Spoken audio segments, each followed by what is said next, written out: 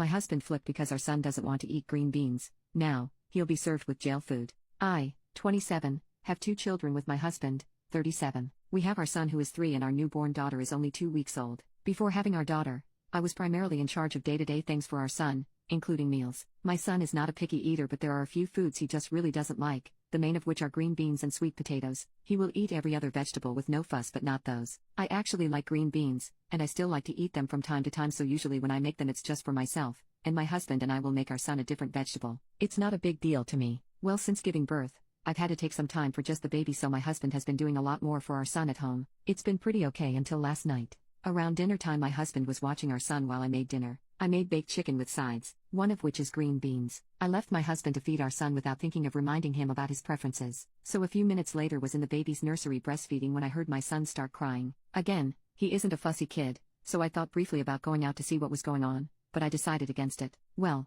he didn't stop crying, and it eventually turned to absolutely wailing. I thought maybe he hurt me and went out there. What I saw was my son sitting at the table, snot and tears all down his face, and my husband leaning over him. I was like, what is going on? My husband snaps that he won't effing eat. My son started to say mommy and try to explain, but he was cut off by my husband yelling at him, yelling at our 3-year-old son, to stop whining for me. I asked my son why he didn't want to eat. He sobbed to me he doesn't like green beans. I've never really seen my son cry like that, and I guess maybe the nursing hormones got to me because it really broke my heart. I told him he didn't have to eat the green beans and that he could just have whatever else he wanted that I made. He wiped his nose and spit the green beans out and was literally scared to ask for a different vegetable. My husband cursed, threw a chair over, and stormed out. My son took a while more to calm down, but he ate his broccoli and the rest of his dinner just fine. I ended up putting him and the baby to bed all alone. While putting him to bed, he said sorry to me. I told him he didn't have to apologize. He said that daddy made him eat the green beans and they made his stomach hurt. My heart was just broken. When I could finally ask my husband what happened, he was still mad. He told me that I obviously cater to what my son wants and he didn't realize how bad it was. He told me he's now going to make sure that our son doesn't grow up spoiled.